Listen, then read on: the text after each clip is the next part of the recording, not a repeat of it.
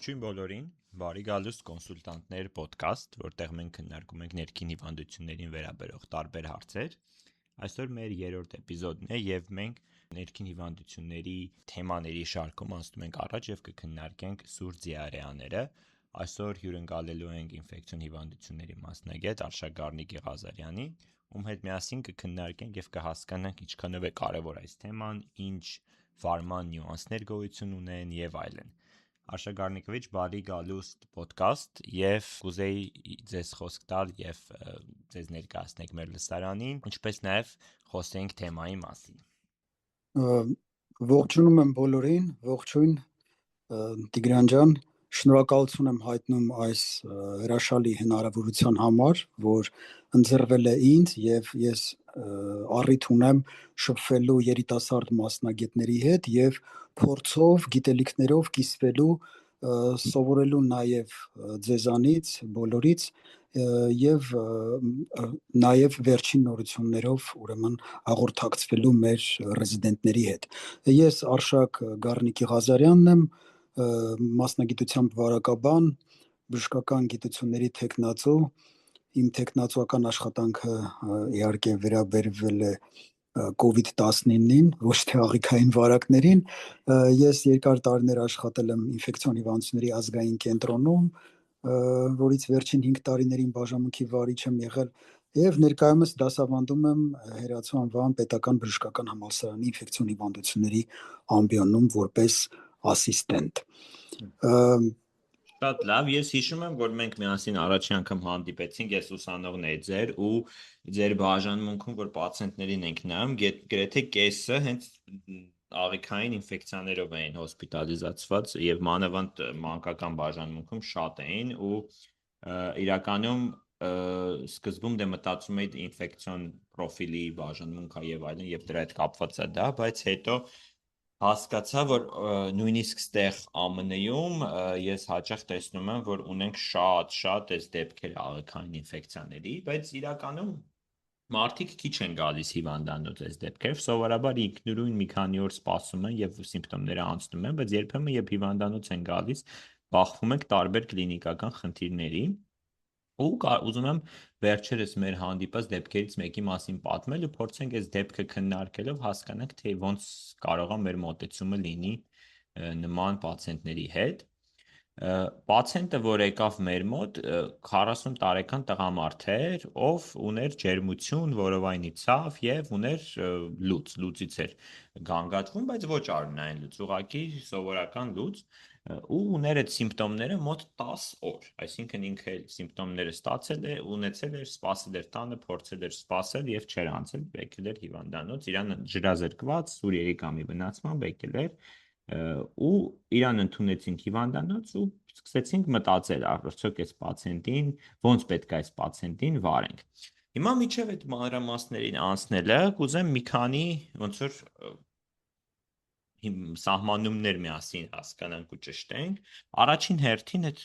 լուծերի տեսակները, հա, մենք ունենք ջրային լուծ, ունենք բորբոքային լուծ կամ դիզինթերիա եւ ըստ տևողության ոնց ենք բաժանում, կուզեի այդ պահը հասկանանք։ Այո, շատ լավ։ Տեսեք, նախ ամենասկզբից ուզում եմ այսպես սահմանումը տանք, թե ինչ է իրենց ներկայացնում լուծ, հա։ Համաձայն առողջապահության համաշխարհային կազմակերպության սահմանման լուծ է համարվում օրական 3 եւ ավելի անգամ ջրիկ կամ ոչ պինդ կղանքի կոնսիստենցիան կամ այն հաճախականությունը, որը գերազանցում է դեֆեկացիայի հաճախականությունը, որը գերազանցում է տվյալ անհատի ֆիզիոլոգիական նորման։ Այդ համարվում է լուծ։ Ըստ տևողության տարբերում ենք սուր լուծ, որը տևում է մինչև 2 շաբաթ, ձգձգվող դիարեաներ ենք տարբերվում, այսինքն 2 շաբաթից մինչև 1 ամիս տևողությամբ, հա, եւ ուրեմն քրոնիկական դիարեաներ, որի դեպքում մենք գործ ունենք արդեն լուծ, որը տևում է ավելի քան 30 օր։ Առաջացման մեխանիզմներով լուծերի առաջացման մեխանիզմները մի քանիսն են։ Դրանք են օսմոտիկ դիարեաներ, սեկրետոր, բորբոքային, մալաբսորբցիոն, կինետիկ, հա, եւ այստեղ հիմնական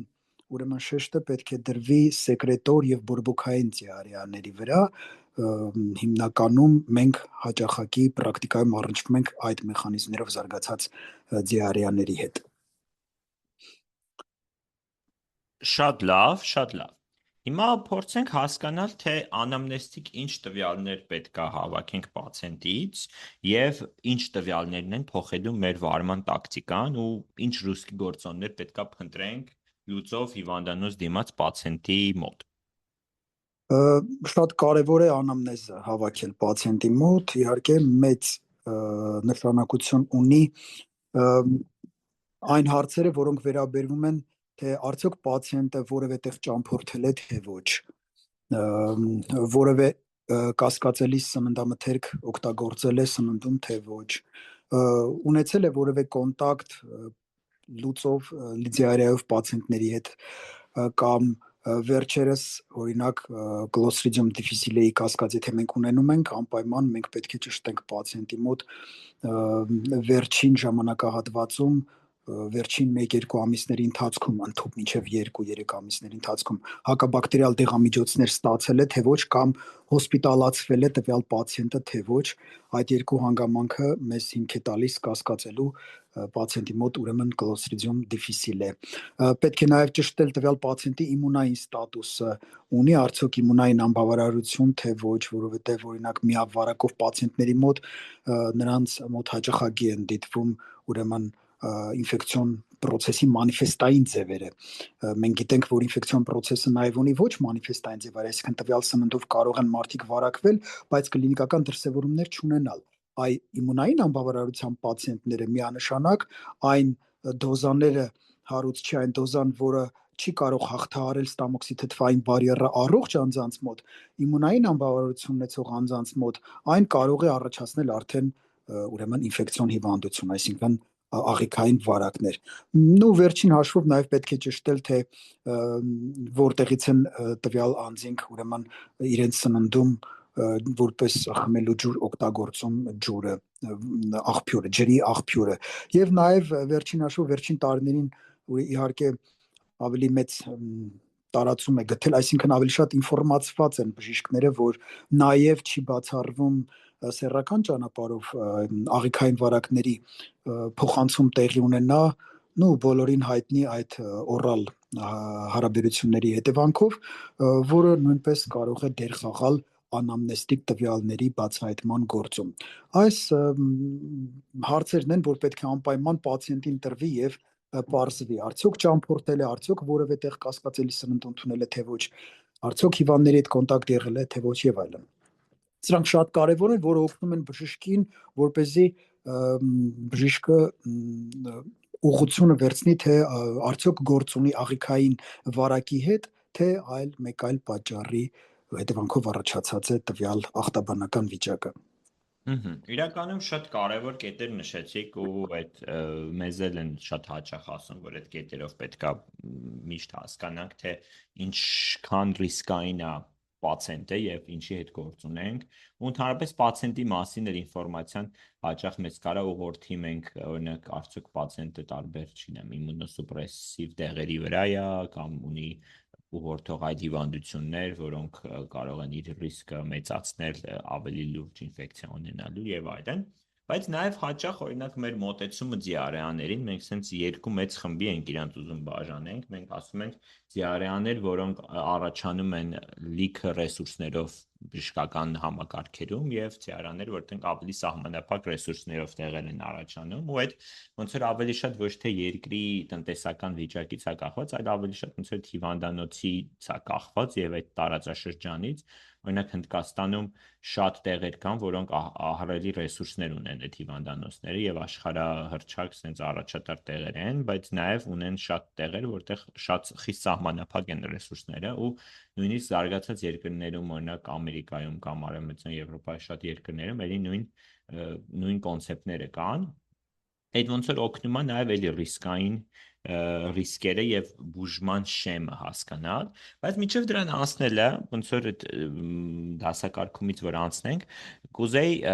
մի քիչ խոսեի ախտորոշման մասին եւ ձեզ հարցնել, թե մենք եթե ունենք բոլոր օրինակ ախտորոշիչ միջոցները, եթե գտնվում ենք ինձ ռեսուրսներով լի ինչ որ առողջապահական հաստատությունում, ոնց պետք է այս պացիենտների հետ վարվենք։ Օրինակ գալիս են հիվանդանոց, գանգատվում են լուծից եւ պետք է հիմա փորձենք իրենց ախտորոշել եւ հասկանալ թե ինչ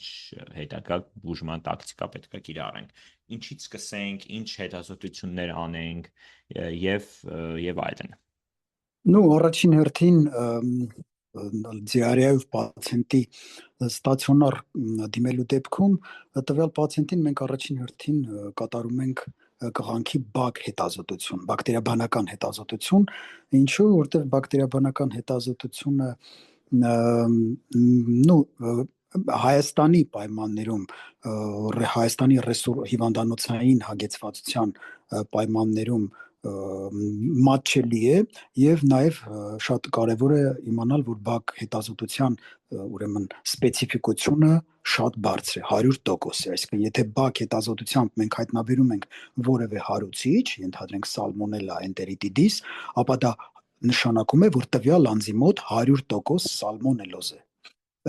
Այսինքն բակ անալիզի սպეციფიკությունը շատ բարձր է, բայց հաշվի առնելով բակ անալիզի համեմատաբար ցածր զգայունությունը, որը ամբողջ աշխարհում տատանվում է կախված տվյալ երկրի զարգացվածության աստիճանից 40-ից 80%, այդ պատճառով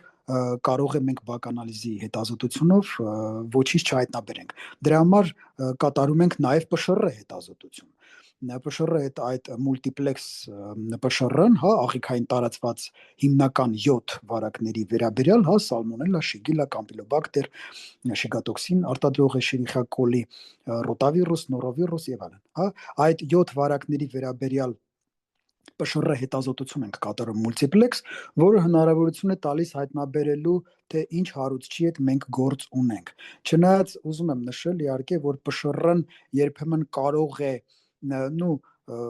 երբեմն ոչ հաճախակի եմ ես հանդիպել այդպիսի երևույթի հետ, որ բայց հնարավոր է ՊՇՌ հետազոտությամբ հայտնաբերել այսպես կոչված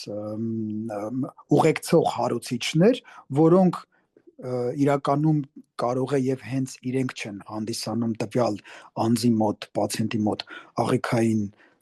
ուրեմն խնդրի պատճառը, բայց դա կարող է անհարկի առիթ հանդիսանալ բժշկի կողմից հակաբակտերիալ բուժում նշանակելու համար։ Դրա համար ՊՇՌ-ին էլ պետք է նաև դիֆերենցված մոտեցում ՊՇՌ-ի արդյունքին ցուցաբերել, ես կարծում եմ եւ ոչ միայն ես, հա, որ պետք է նաև ՊՇՌ-ի արդյունքները գնահատել, համադրել պացիենտի կլինիկական վիճակի հետ։ Այսինքն, եթե մենք ՊՇՌ-ով ստանում ենք օրինակ սալմոնելա, ապա մենք պետք է համադրենք, եթե այո, համընկնում է հիվանդի կլինիկական նշանների հետ տվյալ հարուցիչի ուրեմն ՊՇՌ հետազոտության պատասխանը, ապա կարող ենք ախտորոշել վերջնական տվյալ հիվանդությունը եւ սկսել համապատասխան բուժումը։ Իրականում այդ ՊՇՌ-ի օգտագործումը մեզ մոտ էլ ԱՄՆ-ում է շատ տարածված ու բավական արագ պատասխանները ստացվում են էլի,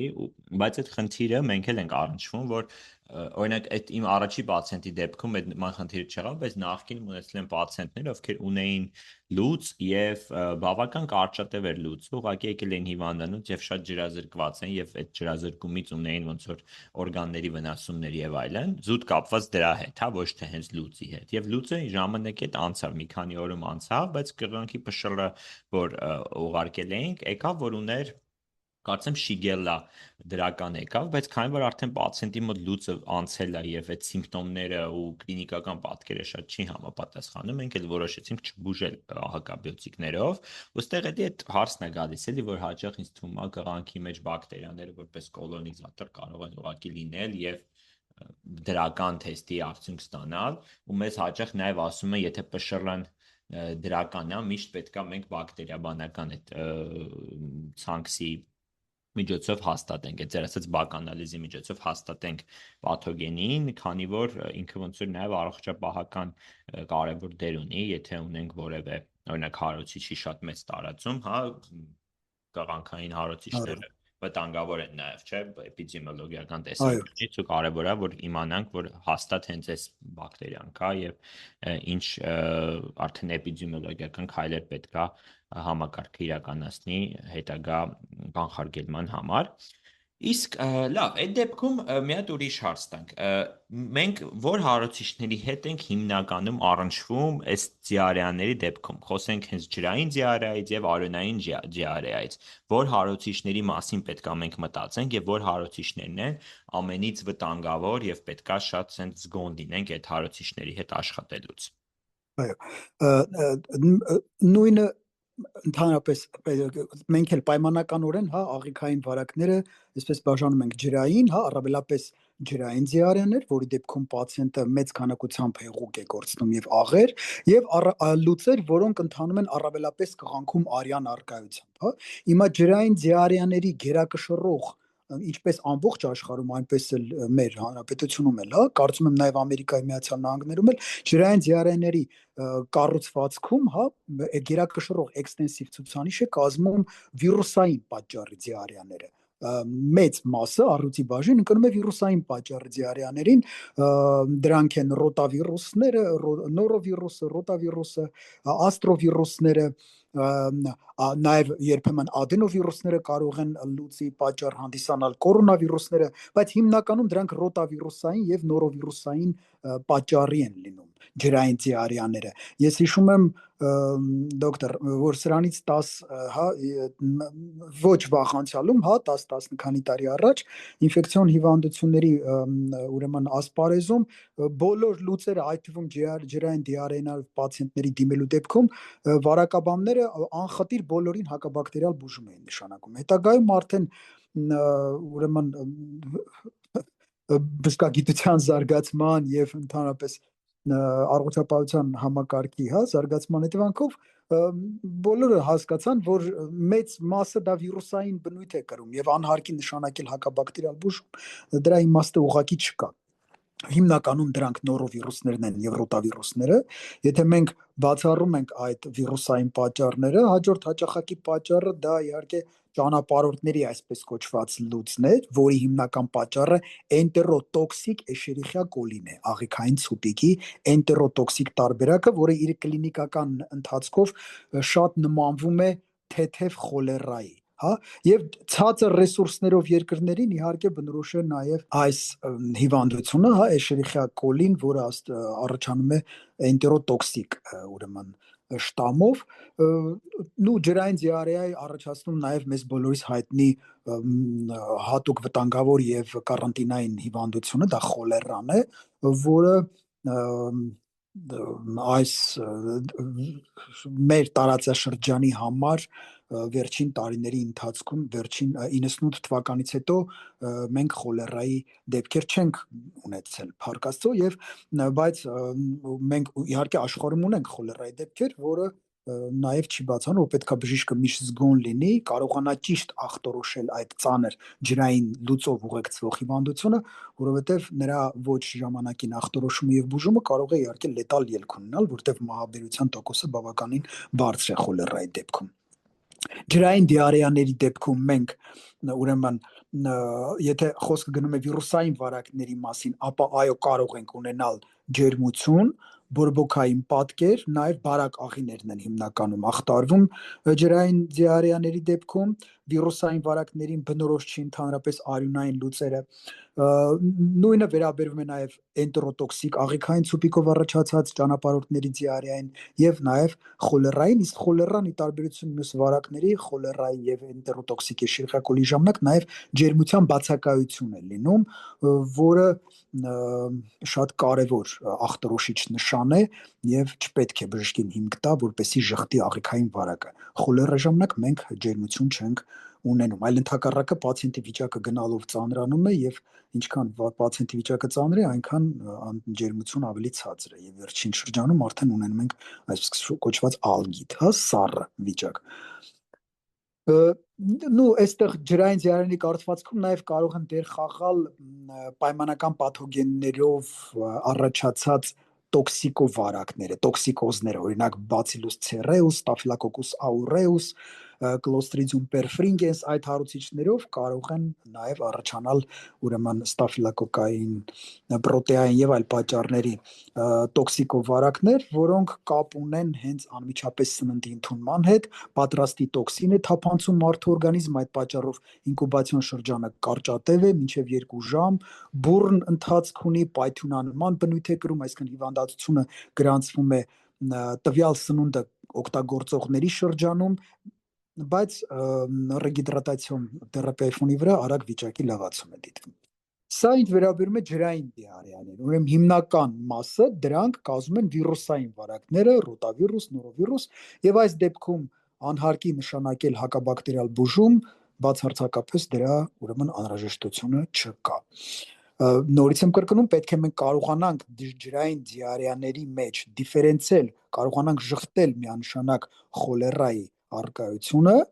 որովհետև խոլերայի դեպքում մենք պետք է անհապաղ ռեգիդրատացիոն միջոցառումներ ձեռնարկենք եւ հակահամաճարակային միջոցառումներ, որը թույլ կտա հիվանդության հետագա տարածումը կանխելու համար։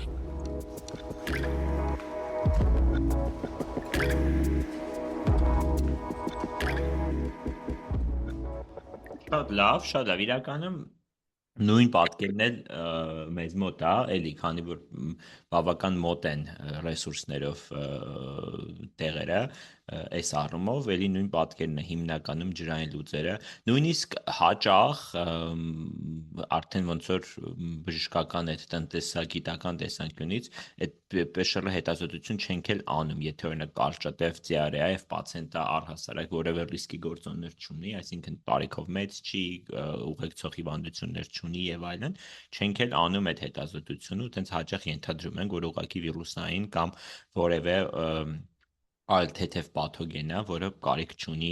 հատուկ բուժման, այսինքն այդ հետազոտությունը իրականում չի էլ փոխելու մեր կլինիկական մոտեցումը դեպքին, բայց օրինակ եթե արդեն գործ ունենք բորբոքային կամ արյունային լուծերի հետ, մի քիչ պատկերը փոխվում է, ինչ պաթոգենների հետ այս դեպքում գործ ենք ունենում եւ ինչպես պետք է ոնց որ տարբերակենք կլինիկորեն։ Այստեղ արյունային լուծերի դեպքում, այո, մի փոքր մարտավարությունը փոխվում է, վարման տակտիկան փոխվում է, պացիենտի հետ կապված մենք արյունային լուծերի հիմնական հարուցիչների մասին պետք է մտածենք, որոնք են այն հիմնական հարուցիչները, հա, դրանք են առաջին հերթին դա շիգելոզներ, շիգելայի այդ 4 ուրեմն ենթատեսակները, շտամերը, կամպիլոբակտերն է, արյունային լուծերի շատ հաճախակի պատճառ կարող է հանդիսանալ, ոչ տիֆային սալմոնելաները, սալմոնելա տիֆիմուրիում, մենտերիտիդիս, արիզոնե եւ այլն, նաեւ արյունային լուծերի պատճառ են հանդիսանում շիգատոքսին արտադրող էնտերոհեմորագիկ աղիքային ցուպիկը, հատկապես նրա O157H7 շտամը, երբեմն կարող է արյունային լուծի պատճառ հանդիսանալ, ոչ հաճախ ենք մենք ունենում, բայց երբեմն նաև ամիոբիազը, էնտամիոբահիստոլիտիկայի պատճառով կարող է հանդիսանալ արյունային լուծ եւ վերջապես Clostridium difficile-ն, որի հիմնական ուրեմն նախատրամադրող գործոնները ես նշեցի, դա վերջին շրջանում հոսպիտալացումը եւ կիրառած հակաբակտերիալ բուժման առկայությունը պացիենտի անամնեզում։ Հիմնականում մենք արյունային լուծերի վարման տակտիկայում, դոկտոր, հետեւյալ մոտեցումն ենք որդեգրում, որ սպասողական դիրք ենք գրավում, այսինքն երբեք ոչ մի դեպքում չենք նշանակում հակաբակտերիալ բուժում, մինչև չունենանք կղանքի բակտերիաբանական հետազոտության կամ PCR-ի պատասխանը։ Եթե կղանքի բակտերիաբանական հետազոտությամբ հայտնաբերվում է շիգելա դիզենտերիա, շիգելա ֆլեքսների, զոննե բոյդի, ապա այդ դեպքում շիգելոզը պարտադիր պահանջում է հակաբակտերիալ բուժում։ Դա միանշանակ, դա աքսիոմատիկ է եւ քննարկման ենթակա չի, այո, շիգելոզը պահանջում է պարտադիր հակաբակտերիալ բուժում, որովհետեւ շիգելոզի պաթոգենեզում հարուցիչը ինքը մեծ դեր է խաղում, հարուցչով է պայմանավորված հիվանդության հիմնական կլինիկական պատկերը եւ դրա համար շիգելոզը պահանջում է պարտադիր հակաբակտերիալ բուժում։ Մնացած հարուցիչների դեպքում կամպիլոբակտերը նույնպես ունի էցոտրոպ բուժում, մենք քիչ հետո դրա մասին կխոսենք, կարծում եմ։ Ոչ տիֆային սալմոնելաները մենք նաև ինձ թվում է առիթ կունենանք քննարկելու, որ դեպքերում ենք կեցոտրո բուժում նշանակում մենք մնացած դեպքում զգուշանում ենք արյունային լուծերի ժամանակ էնտերոհեմորրագիկ աղիքային ցուպիկի առկայությունից, որովհետև այս դեպքում իհարկե մենք խուսափում ենք հակաբակտերիալ բուժում նշանակելուց։ Չնայած ուրեմն լավ, մի փոքր ավելի ուշ կխոսենք դրա մասին։ Ես էլ էի ուզում այդ պահը շեշտել, բայց մի բան եմ ուզում հարցնել ու Հարնակ հաճախ դե շիգելոզ եւ այլն մի քիչ շատ ավելի հազվադեպ է հանդիպում, բայց Clostridium difficile շատ հաճախ ենք ունենում, որովհետեւ պացիենտները մանավանդ տարիքով մեծ շատ նախատրամադրված են տարբեր ինֆեկցիաներ, որ ունենում են, մանավանդ Նյու Յորքում այս կենտրոնական հատվածներում շատ հիվանդությունները շատ տարածված են ոչ ինֆեկցիոն ու դրանից պացիենտները ունեն օրինակ, չգիտեմ, քրոնիկական երիկամային անբարություն, սրտային անբարություններ ու հաճախ են հոսպիտալիզացում այլ պատճառներով ու հակաբիոտիկներ են ստանում ու զարգանում է Clostridium diarrhean, բայց ես հաճախ օրինակ նկատում եմ, որ ոչ միշտ է արյունային ու ուզում էի տեսնել, որ ձեր նշած պաթոգենները նույնպես իրանք պարտադիր չի, չէ, որ միշտ տան արյունային դիարեա, այսինքն հաճախ նույն շիգելան եւ այլն կարող են ընթանալ ավելի թեթև ձևով, չէ՞, ու իհարկե, այո, օրինակ այդ շիգելա պահներում, զոնն, այո, շիգելա զոնն նույնպես համարվում է պաթոգեն մարդու համար, հա, շիգելոզ դե անտրոպոնոզը։ Շիգելա զոնն ինքը կարելի ասել շիգելոզի ատիպիկ ընթացքն է։ Ինչու՞, որովհետև շիգելա զոնների ժամանակ մենք ունենում ենք գաստրոէնտերիտ, կոլիտիկ համախտանիշը բնորոշ չի շիգելա զոններին։ Դրա համար մենք կարող է ՊՇՌ պատասխանով ունենանք շիգելա, բայց չզարմանանք, որ պացիենտը չունի արյունային լուծ։ Ինչու՞, որովհետև զոնն ախտարում է միայն ստամոքսային տրակտի վերել հատվածը, ստամոքսը եւ բարակ աղիները։ Հաստ աղի շիգելա զոնն չի հասնում եւ չի ախտահարում հաստ աղին, բնորոշ չի արյունային լուծը։ Կամ օրինակ Fortify սալմոնելաների ժամանակ մենք ունենում ենք ինչպես գաստրիտ, այնպես էլ էնտերիտ եւ կոլիտ, մենք կարող ենք ունենալ սալմոնելոզ, բայց պացիենտի մոտ կոլիտիկ համախտանիշ չունենալ։ Կարող է պացիենտը սալմոնելոզի գաստրոէնտերիտիկ տարբերակը ունենալ, այսինքն տվյալ պացիենտի մոտ սալմոնելոզը դրսևորվի փսխումներով եւ առատ ջրային կղանքի առկայությամբ։ Նույնը Clostridium difficile-ն բոլորովին պարտադիր չի, որ Clostridium difficile-ի ժամանակ մենք ունենանք արյունային լուծ։ Արդեն միջին եւ ծանր ձևերի ժամանակ այո մենք ունենում ենք արյունային լուծ, բայց դա բնորոշ չի։ Ամիոբիազին է պարտադիր բնորոշ արյունային լուծը եւ էնտերոհեմորրագիկ էշերիխիա կոլիի ժամանակ նույնպես պարտադիր մենք ունենում ենք կղանքում արյան առկայություն։ Կամպիլոբակտերն էլ նույնպես կարող է եւ երբեմն կարող է արյունային լուծ չդիտվել պացիենտի մոտ, բայց հիմնականում մենք կամպիլոբակտերի ժամանակ պացիենտները նշում են արյան առկայություն կղանքում։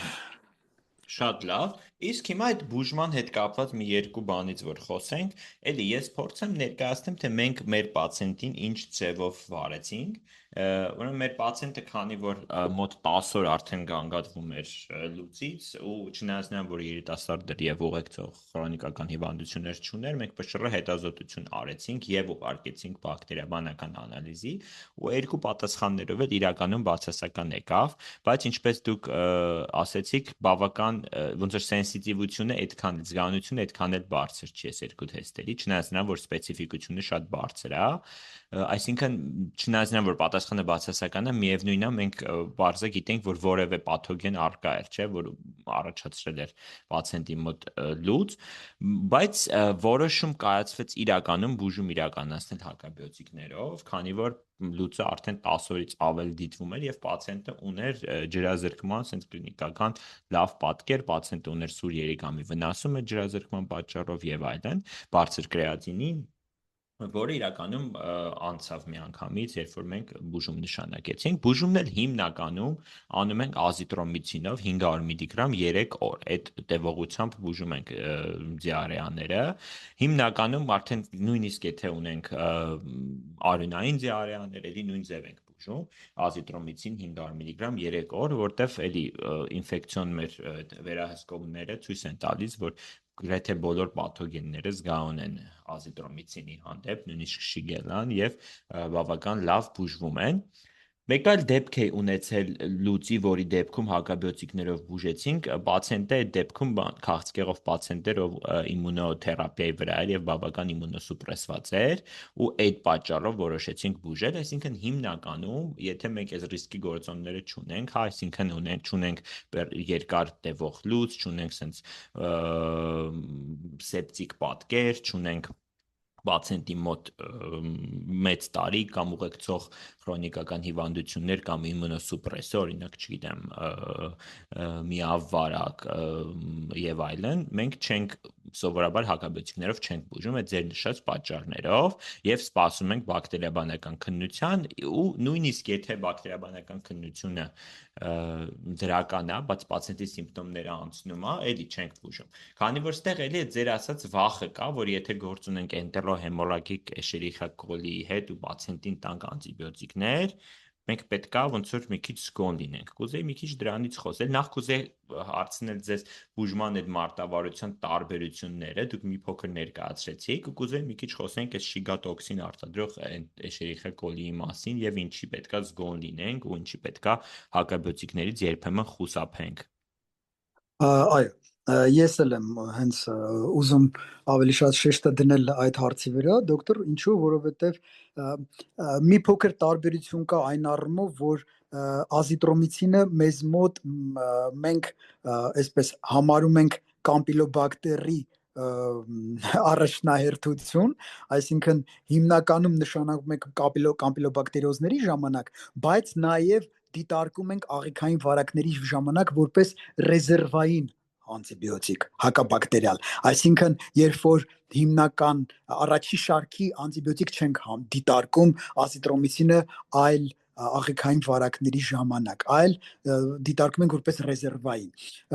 Ինչ վերաբերվում է աղիքային վարակներից, ես կուզեի մի փոքր կանգ առնել էշերիխիա կոլիի վրա, աղիքային ցուպիկի պաթոգեն շտամների վրա, բոլորին հայտնի է, որ դրանք 5-ն են՝ էնտերոպաթոգեն, էնտերոագրեգատիվ, էնտերոադհեզիվ, էնտերոտոքսիկ եւ էնտերոհեմորագիկ։ Սրանցից ավելի մեծ վտանգավորություն ներկայացնում էնտերոհեմորագիկ աղիքային ցուպիկը, հատկապես նրա O157H7 շտամը, որի դեպքում հակաբակտերիալ դեղամիջոցները հակացուցված են, բայց մի շատ հետաքրքիր կարևոր բան եմ ուզում այստեղ նշել, որը վերջին մի քանի տարիների այսպես ասած գիտական տվյալների ուրեմն արդյունք է եւ ուզում եմ նշել, որ դա ապացուցողական է, որ էնտերոհեմորագիկ էշերիխիա կոլիի ժամանակ ապացուցվել է, որ բակտերիոստատիկ հակաբակտերիալ դեղամիջոցները մասնավորապես կլինիկական հետազոտությունները կատարել են ազիտրոմիցինով։ Ապացուցվել է, որ ազիտրոմիցինի նշանակումը էնտերոհեմորագիկ աղիք հաստատված O157H7 հարուցչով պացիենտի մոտ չի բերում շիգատոքսինի արտադրության շատացման, բնականաբար չի բարձրացնում շիգատոքսին ասոցացված հեմոլիտիկո ուրեմիկ համախտանիշի զարգացման ռիսկը։ Սա շատ կարևոր է ինչ առումով, որ մենք երբեմն գիտենք, որ հաճախակի կլինիկական պրակտիկայում մենք չենք ունենում իզոլացված մոնոինֆեկցիաներ, մենք շատ հաճախակի ունենում ենք միքստ վարակներ, դոկտոր, այդ պատճառով մենք երբեմն ունենում ենք օրինակ կամպիլոբակտեր զուգակցված էնտերոհեմորագիկ էշերիխիոզով, կամ ունենում ենք սալմոնելոզ կամ շիգելոզ զուգակցված էնտերոհեմորագիկ էշերիխիոզով, այստեղ բժիշկների մոտ արդեն հարց է առաջանում նշանակել թե չնշանակել։ Այս վերջին տվյալը ես նորից եմ կրկնում, որ մակրոլիդներից մասնավորապես ազիտրոմիցինի նշանակումը ապացուցված է, որ չի բերում շիգատոքսինի արտադրության շատացման եւ դրանով իսկ չի բարձրացնում շիգատոքսին ասոցացված հեմոլիտիկո ուրեմիկ համախտանիշի զարգացման ռիսկը։ Դրա համար այո, համաձայն եմ ձեր հետ, շատ առաջադեմ մոտեցում է, որ այո, եթե մենք դեռ չունենք հարուցչի էտիոլոգիական ախտորոշում, ապա կարելի է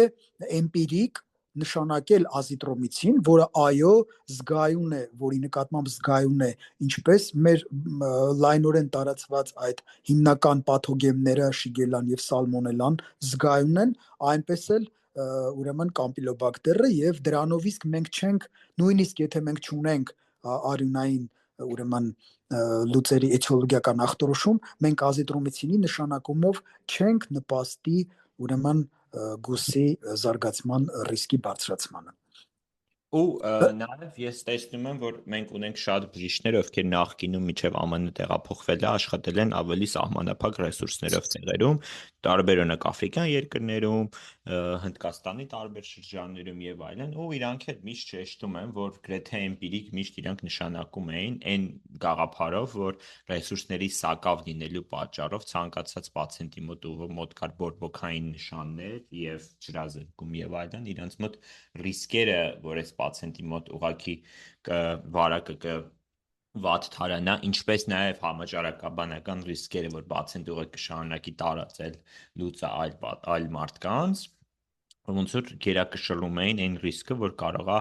զարգանալ հեմոլիտիկ ուրեմի խամախտանիշ, բայց այդ դեպքում մեկ այլ հարց տամ ձեզ, եթե ունենք պացիենտ լուծով, այդ դեպքում որ դեպքերն են, որ մեզ պետքա ավելի զգոն պահի հեմոլիտիկ ուրեմի խամախտանիշի համար, քանի որ ես հաճախ նկատում եմ, որ շեմը մարդկանց անտիբիոտիկ նշանակելու միշտ ավելի ցածր է լինում եւ եթե ցանկացած ինֆեկցիայի մասին լսում են, միանգամից անտիբիոտիկ ոնց որ գաղափարը անցնում է, այդ դեպքում երբ այդ ռիսկ եւ բալանսը երբ պետքա մեր մոտ ոնց պետքա այդ կլինիկական որոշումը կայացնենք, եթե սենց ամփոփելով ասենք։ Ամփոփելով պետք է նշել, որ եթե պացիենտի մոտ կա արյունային լուծ եւ միևնույն ժամանակ կա ջերմության բացակայություն, միանշանակ պետք է խուսափել անտիբիոտիկի նշանակումից։ Իսկ եթե պացիենտի մոտ կա արյունային լուծ եւ ջերմության առկայություն, ցանկալի է սպասել ուրեմն կատարել ռեգիդրատացիոն թերապիա, կոնսերվատիվ ուրեմն բուժում, պայքար ջրազրկման դեմ եւ սպասել կղանքի ՊՇՌ կամ բակտերիաբանական հետազոտության պատասխանին եւ բացառել էնտերոհեմորրագիկ աղիքային ցուպիկի առկայությունը, որովհետեւ նորից եմ կրկնում, երբեմն կարող է դիտվել միքստ վարակներ, երբ պացիենտը ունենա եւ էնտերոհեմորրագիկ աղիքային ցուպիկ եւ այլ պաթոգեն հարուցիչ, օրինակ սալմոնելոզ, եւ այդ դեպքում նույնպես պացիենտը կջերմի, այսինքն ուզում եմ ասել, պացիենտի մոտ ջերմության առկայությունը միանշանակ հիմք չի հանդիսանում ժխտելու էնտերոհեմորրագիկ էշերիխիայի առկայությունը։ Կարող է մենք ունենանք միքստ վարակ եւ մենք նշանակելով ֆտորխինոլոններ կամ մեկ այլ շարքի պրեպարատ նպաստենք գուսի զարգացմանը։ Դրա համար եթե կա արյունային լուծ, միանշանակ առաջին օրերին մենք չենք նշանակում հակաբակտերիալ բուժում, սպասում ենք մինչև լաբորատոր հետազոտությունների արդյունքները, եթե ժխտում ենք էնտերոհեմորրագիկ էշերիխիա կոլին ՊՇՌ մեթոդով, ապա կարող ենք նշանակել այո էմպիրիկ ազիտրոմիցին, քանի դեռ չունենք ուրեմն որևէ հարուցիչ։ Այո, այդ բուժումը օրինակ ազիտրոմիցինի, այդ ուզում եմ էլի հիշեցնել, մենք էլ օրինակ եթե պացիենտը ունի շատ ծանր կլինիկական պատկեր, օրինակ այդ իմունոսուպրեսված պացիենտներին շատ զգոն ենք վերաբերվում, որտեղ կարծեմ շատ հազվադեպ դեպքերում նույն շիգելլան, եթե չեմ սխալվում, կարող են տալ սեպտիսեմիկ համախտանիշ, կարող են գնալ այլ օրգաններ եւ այլն եւ նաեւ սեպտիկ շոկի հանգեցնել ու օրինակ երբեմն մեզ մոտ այդ ՊՇՌ պանելները բավական մեծ են, այսինքն կարծեմ 20-ից ավել պաթոգեն կա ու ժամանակ է տևում, մինչև այդ բոլոր ՊՇՌ հետազոտությունները իրականացնում են, մինչև 24 ժամ կարող է տևի ու այդ ծանր պացիենտին կարող է չսպասենք այդքան։ Ձեր պրակտիկայում ինչքան արագ են այդ ՊՇՌ հետազոտության ու բակ հետազոտության պատասխանները գալիս։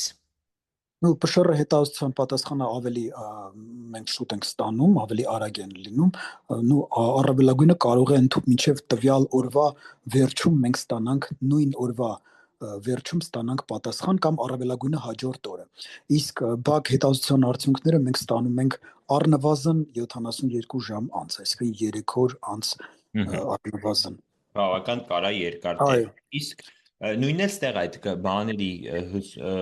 ցանքսային այսինքն դա բանից չի կախված արդեն լաբորատորիայից չի կախված, ու ենթադրում եմ, քանի որ ԱՄՆ-ում ավելի ծանրաբեռնված են պացիենտների քանակի առկայության շնորհիվ, ես միշտ մտածում եմ մի քիչ ավելի երկար ստեղ է տևում, բայց իրականում չէ, դա զուտ բակտերիայի աճի հետ է կապված։ Ինձ թվում է հետո ինչքան հիշում եմ, կարող է սխալվեմ, բայց այս բակտերիաները ամեն մեկը տարբեր sense աճի պայմաններ էր պահանջում ու դրա համար երևի Սալմոնելաները, այո, պահանջում են տարբեր միջավայր։ Սալմոնելան պահանջում է տարբեր ուրիշ միջավայր, լեղային բուլյոն է պահանջում։ Տիֆ պարատիֆային հիվանդությունների հարուցիչները պահանջում են այլ միջավայր։ Մնացածի միջավայրը, եթե չեմ սխալվում, նմանատիպ, նույնատիպ միջավայրեր են։ Ես ձեր թույլտվությամբ ուզում եմ մի փոքր նշել աղիքային ցուպիկի պաթոգեն մեկ այլ մյուս շտամների մասին, որ պատրաստվում է այս հանդիպմանը, ես ակամայից հիշեցի, որ 2011 թվականին մենք ունեցանք ինչպես ամբողջ աշխարհում, հիմնականում եվրոպական երկրներում, նաև Հայաստանի Հանրապետությունում 2011 թվականին մենք ունեցանք հեմոլիտիկո ուրեմիկ համախտանիշի մեծ քանակությամբ դեպքեր, որը պայմանավորված էր արյունային լուծով։ Եվ այդ ժամանակ ամբողջ աշխարհում, երբ որ ռեֆերենս լաբորատորիաները հետազոտել էին, սկզբում հետազոտել էին էնտերոհեմորրագիկ էշերիխիա կոլին, եւ ինչն է հետաքրքիր, որ այդ ժամանակ դոկտոր Չեին հայտնաբերել էնտերոհեմորրագիկ էշերիխիա կոլի, այլ պատճառը եղել էր էնտերոագրեգատիվ էշերիխիա կոլի, EAE, էնտերոագրեգատիվ էշերիխիա կոլի O104H4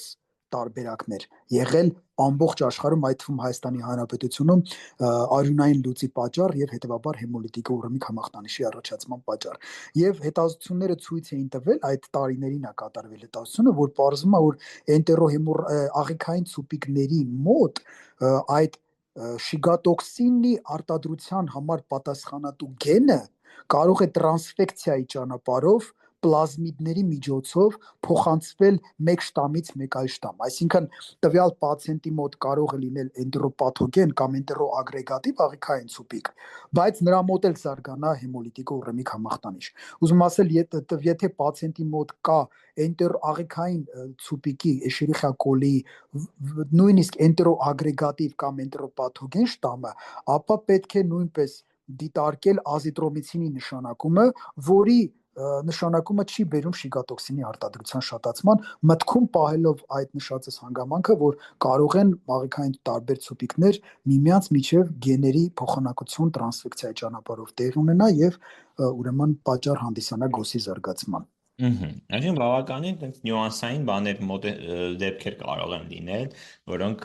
ինֆեկցիոնիստի կարիք, այսինքն այդ դեպքում արդեն ընդհանուր ոնց որ ներքին վիրաբուժությունների մասնագետը կարիք կունենա ինֆեկցիոնիստի կոնսուլտացիայի, իսկ մեկ ուրիշ հարցն է այդ դեպքում բուժման հետ կապված, եթե մենք գործ ունենք արդեն շիգատոքսին արտադրող էշերիխիա կոլիի հետ, ես օրինակ հիշում եմ դեպքեր եմ տեսել Հայաստանում, որ այդ դեպքում բժիշկները ուսանող ժամանակ տեսնում են, որ հաճախ հակաբիոտիկներ էին նշանակում հիմնականում մետրոնիդազոլ, բայց ստեղ օրինակ միշտ խուսափում ենք որևէ հակաբիոտիկ նշանակելուց, այդ վախը ունենալով, որ շիգատոքսինի առաջացման դուրսբերման պատճառով կարող ունենանք հեմոլիտիկ ուրեմիկ համախտանիշ եւ փորձում ենք ավելի էլի կրկին կոնսերվատիվ միջոցներով վարել, մինչեւ եթե արդեն իհարկե պացիենտը չի դավանում, արդեն էլի ազիտրոմիցինով, այդ դեպքում բուժման ոնց որ ձեր խորհուրդը ոնց կլինի այս հարուցիչի պարագայում։ Միայն հակաբիոտիկ կնշանակվի, եթե պացիենտի մոտ կա միքստ վարակներ, էնտերոհեմորրագիկ ենթադրենք պլյուս շիգելոզ կամ էնտերոհեմորրագիկ պլյուս կամպիլոբակտերիոզ, այդ դեպքերում ազիտրոմիցինի նշանակումը հակացուցված չէ։ Մնացած դեպքերում նույնպես միանշանակ խուսափում ենք հակաբակտերիալ դեղամիջոցի նշանակումից էնտերոհեմորրագիկ էշերիխիոզի դեպքում։ Դա բացարձակապես հակացուցված է որևէ հակաբակտերիալ դեղամիջոցի նշանակումը։ Այսինքն ես ուզում եմ շեշտեմ ես, որ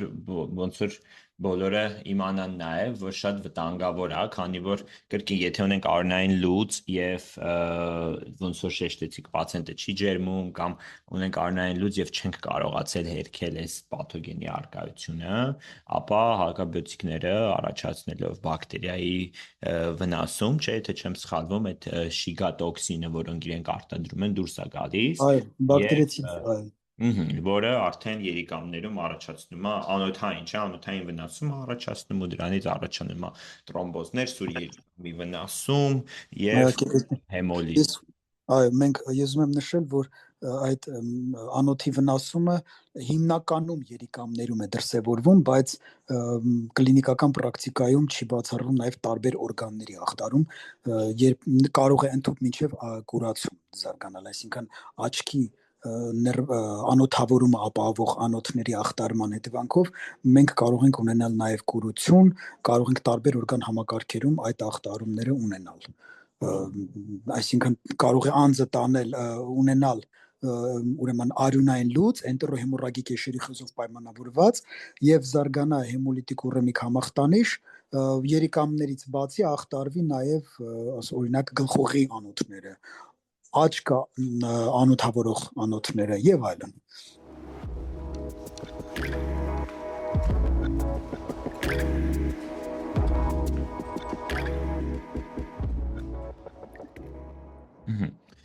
Շատ լավ, այսինքն մենք ոնց որ միասին զրուցելով այդ պահը փորձեցինք շեշտել, որ ոչ միշտ է, որ լուծերը պետքա մենք բուժենք հակաբիոտիկներով, իրականում դեպքեր կան նույնիսկ, որտեղ հակաբիոտիկները հակացուցված են եւ միշտ պետքա փորձենք մեր կլինիկական դատողությունը օգտագործել եւ եթե խնդիր կա կամ եթե կարիք կա ներգրավել ինֆեկցիոնիստի այս հարցերում, քանի որ երբեմն տրիվիալ, մի քանի օր տևող լուծը, որը ինքնուրույն ամենայն հավանականությամբ կանցնի, կարող է առաջացնել մահացու ելքեր պացիենտների մոտ, եթե սխալ վարվի, դրա համար իմանալ այդ ամեն ինչի մասին եւ զգոն լինելը շատ կարեւոր է մարդկանց բժիշկների համար, ովքեր ընդհանուր բաժանմունքներում աշխատում են եւ հաճախ առնչվում են նման պացիենտների հետ։ Շատ լավ, ինձ թվում է հիմնական մասը մեր թեմայի մենք անցանք, հիմնական մասը ծածկեցինք, կուզեի ձեզ հարցնել, արդյոք դուք որևէ հարցեր կամ որևէ ավելացնելու բաներ ունեք վերջում։ Ջրային լուծերի վերաբերյալ կուզեի նշել, որ եթե պացիենտի մոտ մենք ունենում ենք ջրային լուծ, այսինքն բարակ աղիների ախտարմամբ պայմանավորված աղիքային վարակի կասկած, այստեղ առաջին բուժօգնությունը միանշանակ պետք է լինի պայքար ջրազրկման դեմ, այլ ոչ թե մտածել հակաբակտերիալ բուժման մասին, որտեղ մենք կարող ենք նշանակենք անտիբիոտիկ, բայց պացիենտը այդ ստացած անտիբիոտիկը փսխման ճանապարհով ոչ մի արդյունք դա չի էլ տա։ Օրինակ խոլերայի դեպքում միանշանակ, նույնպես ընթանում է խոլերան ջրազրկման նշաններով եւ խոլերայի դեպքում մենք հակաբակտերիալ դեղամիջոց նշանակենք, թե չնշանակենք, միևնույնն է, այնտեղ մեխանիզմը օսմոտիկ դիարեա է զարգանում, ախտաբանական պաթոլոգիական մեխանիզմը, այսինքն խոլերայի հարուցիչը աթեզվում է էնտերոցիտի մակերեսին, արտադրում է էնտերոտոքսինը թափանցում է էնտերոցիտների մեջ, ակտիվացնում է ադենիլացիկլազա ֆերմենտը, որը բերում է CIMF քանակի շատացման պատճառով սեկրետոր դիարեայի դեպի աղու լուսանցք, այսինքն էնտերոցիտից ջուրը եւ աղերը սեկրեցվում են աղու լուսանցք, այսինքն կարելի ասել այդ պոմպի պատճառով մենք ունենում ենք ջրազրկում եւ նշանակել հակաբակտերիալ թե չնշանակել մեկ է, միևնույնն է պացիենտի մոտ լուծը շարունակվելու է, որովհետեւ հարուցիչը ըստ էության նշանակություն չի ունենում խոլերայի ժամանակ ախտաբանական process-ի մեջ։ Հարուցիչը աթեզված մնում է, արտադրում է էկզոտոքսինն է թափանցում ներս։ Եվ մենք հակաբակտերիալ դեղամիջոց նշանակելով, չնշանակելով առանձնապես մենք հարց չենք լուծում։ Այ խոլերայի ժամանակ այո, պետք է նշանակել արդեն ջրազրկման նշանների բացակայության դեպքում նպատակ ունենալով կանխելու տվյալ պացիենտին վարակի աղբյուր հանդիսանալը։ Այդ նպատակով է համաճարակաբանական նպատակով է նշանակվում, որ տվյալ պացիենտը վարակակիր քրոնիկ բակտերիակիր չդառնա եւ չտարածի տվյալ վարակը այլ անձանց։ Իսկ հիմնական պայքարը հիմնականում խոլերայի, բայց ընդհանրապես աղիքային ջրազրկումով ընթացող, այսինքն ջրային լուծով ընթացող աղիքային վարակների դեպքում դա ռեգիդրատացիան է։ Եթե պացիենտի մոտ թեթև կամ միջին ծանրության վիճակ է, այսինքն ջրազրկման նշանները արտահայտված չեն, դա էլ արդեն մենք գնահատում ենք ըստ առողջապահության համաշխարհային կազմակերպության սահմանած դասակարգման, մինչև 5% թեթև աստիճանի ջրազրկում 5-ից մինչև 10 ընդհուպ, հա, միջին ծանրության է համարվում, ու ծանր արդեն 10%-ից եւ ավելի, դա տոկոսները վերաբերվում է մարմնի զանգվածի վերաբերյալ քաշի կորուստին, թե ինչքան կորուստ է ունեցել տվյալ անձը այդ ջրազրկման հետևանքով։ Եվ ըստ դրա որոշում ենք ուրեմն ներմուծվող հեղուկների ծավալը։ Եթե պացիենտի մոտ չկա արտահայտված պսխումային համախտանիշ, ապա նշանակում ենք բոլորիս հայտնի ուրեմն սոդիում գլյուկոզային կոտրանսպորտի այդ հիմքով մշակված գլյուկոզա-աղային լուծույթները, բոլորիս հայտնի, որ այդ սոդիումը նպաստում է ուրեմն ջրի եւ աղերի հեշտ ներմծծմանը աղու լուսանցք, ինչու, որտեվ աղու էնտրոցիտների մակերեսին գտնվող այդ սոդիում գլյուկոզային, այսպես կոչված կոտրանսպորտային սպիտակուցներ կան, որոնք այդ նատրիումական գրադիենտի պատճառով առաջացած էներգիայի շնորհիվ նպաստում են ուրեմն ջրի եւ ուրեմն գլյուկոզայի ներծծմանը դեպի էնտերոցիտներ եւ արյան շրջանառության։ Իսկ եթե պացիենտի մոտ գնահատվում է վիճակը ծանր եւ կամ ծայրահեղ ծանր, այս դեպքում արդեն մենք կիրառում ենք պարենտերալ ռեգիդրատացիայի միջոցներ, ընդ որում ուզում եմ շեշտել, դոկտոր, որ պարենտերալ շատ կարևոր հետաքրքիր հանգամանք հիշեցի, որ պարենտերալ ռեգիդրատացիայի նպատակով միայն ֆիզիոլոգիական լուծույթ ցանկալի չէ կիրառել, միայն։ Ընդհանրապես հեղուկների մեջ նաև այո, կարելի է կիրառել ֆիզիոլոգիական լուծույթ, բայց միայն կիրառել ֆիզիոլոգիական լուծույթ, մանավանդ խոլերայի դեպքում, երբ մենք ունենք ուրեմն սեկրետոր դիարեա, ֆիզիոլոգիական լուծույթը այդ ցիկլիկ IMF-ի քանակի շատացման հետևանքով զարգացած սեկրեցիան չի կանխի։ Մենք պետք է տանք աղային լուծույթներ, որպեսզի օսմոսի օրենքի համաձայն ջուրը եւ աղերը հետ պահենք աղու լուսանցքից, որպեսզի չսեկրեցվեն աղու լուսանցք։ Դրա համար ցանկալի է սկսել ուրեմն ռինգերի լուծույթով, այսինքն աղային լուծույթներով, նպատակ ունենալով արյան մեջ օսմոտիկ ճնշումը բարձրացնել, որպեսզի ուրեմն ջուրը եւ աղերը չսեկրեցվեն աղու լուսանցք։ Եվ նաև ուզում եմ նշել, որ պարենտերալ ռեգիդրատացիայի նպատակով ցանկալի չէ աղիքային վարակների մասին է եւս մեկ անգամ ուզում եմ նշել, շեշտել, հա, որպեսզի թյուրըմբռնում չստացվի, ցանկալի չէ կիրառել ալբումին կամ ուրեմն այլ օնկոտիկ ճնշումը արյան օնկոտիկ ճնշում բարձրացնող այլ հեղուկներ ցանկալի չի կիրառել, հա, ավելի նպատակարում էր կիրառել ուրեմն կրիստալոիդներ, այլ ոչ թե կոլոիդային լուծույթներ, հա, նկատի ունեմ ալբումին եւ հիդրոքսիէթիլ պոլիգլյուկին, ռեոպոլիգլյուկին, չգիտեմ, ԱՄՆ-ում այդ դեղամիջոցները